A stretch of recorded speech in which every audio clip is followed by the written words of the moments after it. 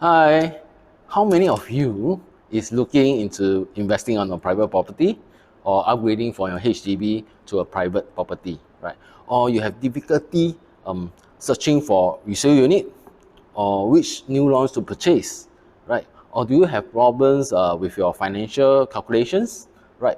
Or do you have issues on when is the right time to enter to the market, right? Or you have burning question on freehold, leasehold, which one is better, right? So these are some burning questions consumer in the market right now they have, right? So for me to come out with this Ask Joseph, this is actually a segment where I'll be sharing on my understanding on a certain topic or question that you might have that I will share with you on how to understand these kind of topics, right? For me, I'm not really aiming to become a YouTuber, right? So I just want to share my thoughts and my understanding so that anyone who is interested in real estate, they can benefit from my videos, my segment, right? Okay. Many thoughts and ideas actually was thrown into making this segment. Okay, of course, there are plenty of obstacles along the way. So if you have any burning question regarding to real estate, do drop me an email or leave a comment. Okay, I will try my best to use this platform to explain your questions, your inquiry, right? So before I start, do subscribe to my channel, right? And thumbs up this video and share it to your friends. Okay, who knows, maybe your friends are actually interested and may benefit from this video, right? What's today's topic about? Okay, today's topic will be on first mover advantage, usually used in new launches, right? And how you can actually make use of this first mover advantage to the max. Some of you might heard about the first mover advantage, while others have no clue what is it about. The first mover advantage is not a new term that is introduced in property market, but rather is actually a concept that has been around for quite a long time and usually in private new launches, right? This term usually is used in business marketing, right? Which is to roll out the first kind of its product into the market in order to gain the market share. So, how is it related to real estate? It can be referred as being among the earliest group of buyers for a particular development. For example, buying during the first phase of VVIP of a new launch, right? The advantage will be such as early bird discounts, VVIP discounts, okay? Being able to pick up the units of the best facing, okay? Best choice, okay? And so forth before it's open up to the public, right? But on another level, okay, the first mover advantage also means that you are one of the first pioneer batch to purchase and stay in the area before it redevelops. Okay, you stand to gain the potential capital upside when the landscape changes. Right. Okay, these changes might include new MRT station, okay, new amenities, new schools, or new condos. Right. Today we will discuss more on this aspect. Okay, and you understand that even though if you miss the VVIP preview, the first phase, right, you are still able to stand a chance, okay, to have a very good capital upside. Okay, let's dive into the details. Okay, first thing, location, amenities in the area, the connectivity and the demand of residential units in the area. Okay. Second thing, master plan. You must always check what and where are the changes in the area that can benefit you and your future buyers.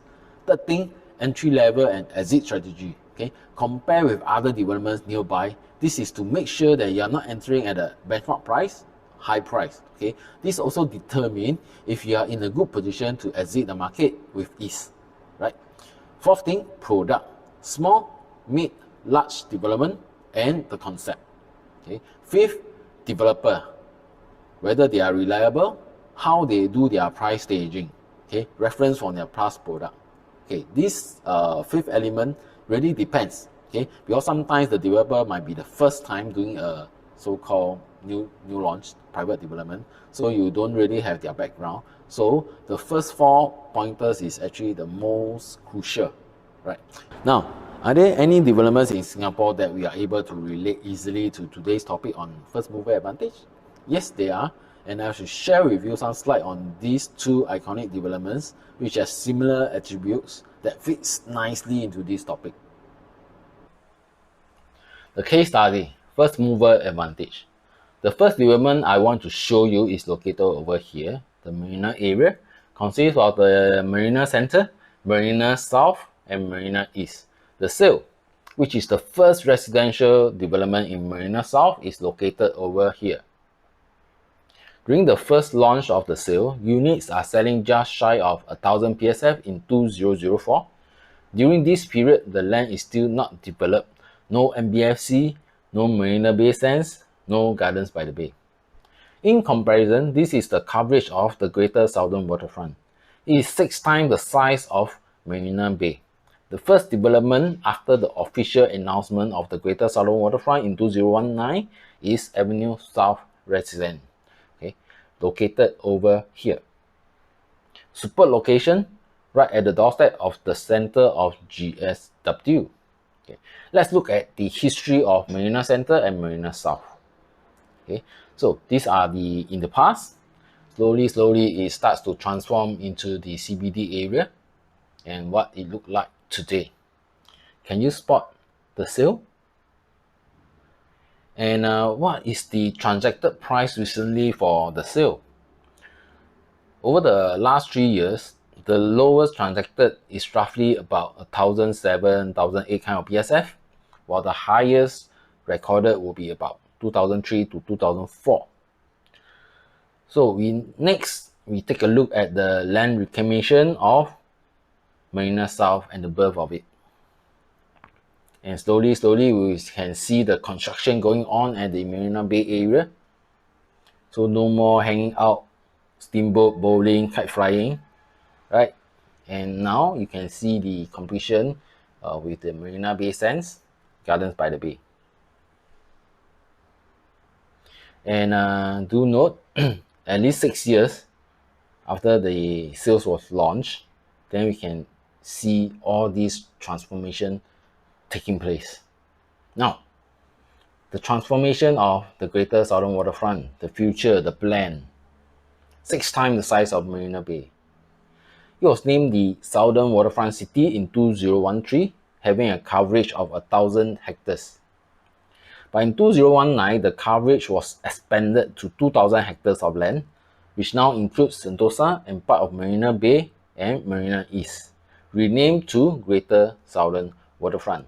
Okay. In order to free up the land, the plan is to relocate the Pasir Panjang terminal and the city terminal to Tuas Port.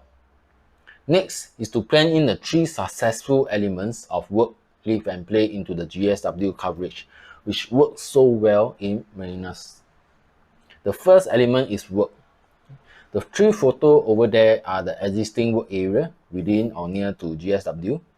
So the blue icons over there will be actually the new location for the new offices, commercial buildings that will be established. Follow on, live.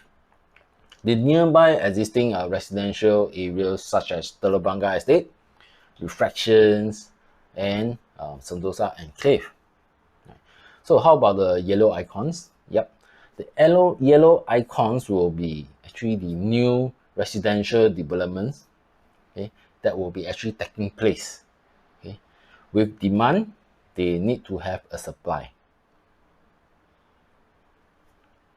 Lastly, the play area, well-established elements, amenities, leisure area is Mount Faber, Resort World Sentosa, Vivo City, etc.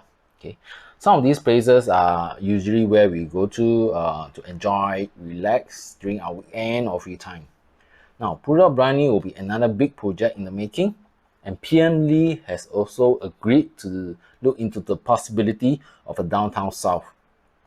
90 million has already been pumped into Sentosa to further enhance the attraction of tourism. Okay, next is we look at this extension of Green Network. Okay. It links all the way from West Coast Park to the Rail Corridor, Mount Faber, okay, Cantonment, and end at these Gardens by the Bay. These two decommissioned power station at Pasir Panjang will also going through a new makeover and redevelop. Then we come to this Keppel Club. Keppel Club will also be going through a redevelopment, okay, as the contract, the lease will be expiring in 2021. Okay, here they will actually house 9,000 residential units of waterfront living, consists of both BTO and private units. Okay, master plan. It's very important to understand how the master plan works and what are the changes surrounding Avenue South residence. So these are the two master plan. Blue icon, the pin will be where Avenue South residence is. So the first one will be the rear corridor. This is seamlessly integrated into ASR and is linked all the way to the new Cantonment MRT station. The rear corridor will be targeted to complete in 2021. Now, the extension of the new Cantonment MRT station, the car park will be converted into an attractive lawn area for large-scale events, targeted to complete 2025. Next is the two huge plots of land that will be rezoned into residential use. On the right side of the rear corridor, the land is big enough to convert into 8 to 10 new developments under the government land sales. This land is not in the coverage of GSW, so maybe there's a chance to see some activities here over the next few years. On the bottom of the rear corridor, this is a plot where the current Keppel District Park is. Right. So this plot is able to be converted into various different residential plots too. Okay, these are to help to supply and support the incoming workforce that will be predicted to be established inside GSW area. Yeah. So with the high cost of the labor, construction costs, do you think the future development will launch lower than ASR? Okay, that's anyone's guess. Okay, lastly, of course, will be this green nature area in the residential zone. Let's summarize and do a versus. Okay, these two developments have some really similar characteristics. Both are planned towards the successful concept of work, live and play. Okay, but the advantage of GSW is that majority of the elements are already in place, such as Sentosa, Mount Faber, the business area. Right, both are located in very good location with great accessibility and connectivity. Both have great transformation with potential capital upside, as shown in the past transaction of the sale. Okay, just imagine GSW is 6 times the size of Marina Bay. Right, buyer sentiments in 2004 when the sale was launched, there are noises about buying at a higher price with a high risk when you cannot see the future on the completion of the the Marina Bay area. Right. So similarly for ASR, a lot of buyers are also saying that they cannot picture the potential of the Greater Southern Waterfront, and it will take a very long time to bring to a completion for the entire transformation.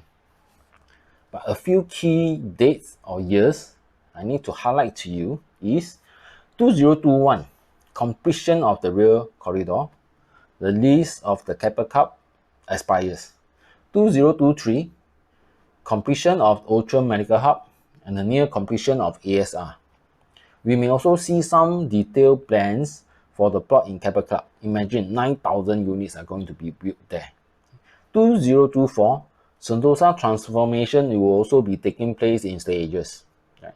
2025, completion of Cantonment, Keppel, Prince Edward MRT station. This will complete the entire Circle Line. Okay. So both are also a luxurious development, just over 1,000 units. Developers are also reliable. Hey, let's do some price comparison. As you can see from the chart, the median price for the sale from 2005 quarter 1 to 2019 quarter 2 has a growth of 105%. Some units which are bought in the early stages of the launch, their profit can be as high as $1 million or more if they hold about 10 years or more. For Avenue South residents, the median launch price is at 1948 PSF in September 2019. The current median price is at 2054 September 2020. You can also compare with the prices between 3 nearby developments with data of past 2 years. Okay, Avenue South residence has the lowest median of 1977 PSF, followed by Highline, already TOP resale developments at 2068, One Pearl Bank at 2408, and Sky Everton at 2557. Okay, to summarize the first mover advantage, right, we see the sale has gained 105% from 15 years, and the transformation has not fully completed yet. Okay. Then, ask yourself this question. Okay. What will be the capital growth for ASR in the next 5 to 10 years? Okay. Of course, we cannot compare with the prices 15 years ago, right? But is 20% achievable? 25%? 30% or more? Remember one thing in the previous slide. One Pearl Bank is already transacting at a medium of 2405 entry level today. Sky Everton at 2557 PSF entry level today. And with the higher cost, material cost, labor cost, will the future developments in GSW be anything lower? There is no definite answer to this. Hence, we always need to update ourselves with the market trend, property news, the data and analysis. So another question you might ask, can you still purchase a unit here at ASR even though when you miss the first wave? From the trend, as we've seen in the history and the data from the surrounding developments, yes, there's still a good chance for the capital growth over the years, okay, even though you miss the first wave. Right? Activity pushes price up. This is also an important element to understand. So, has everyone learned something from this short segment on first mover advantage? Okay. There are a lot more details and analysis that I can share with you, but these are the basics compressed for your easy understanding. So if any one of you have any question or interested to find out more regarding Avenue South residence, do drop me a comment or message me at 966-93380. Okay, please like my video, share my video to anyone who you think can benefit from it. Yeah, also please, important, subscribe to my channel, okay, for my video updates. Right, that's about all for today. Okay, see you in my next segment. I'm Joseph Live. Thank you. Bye.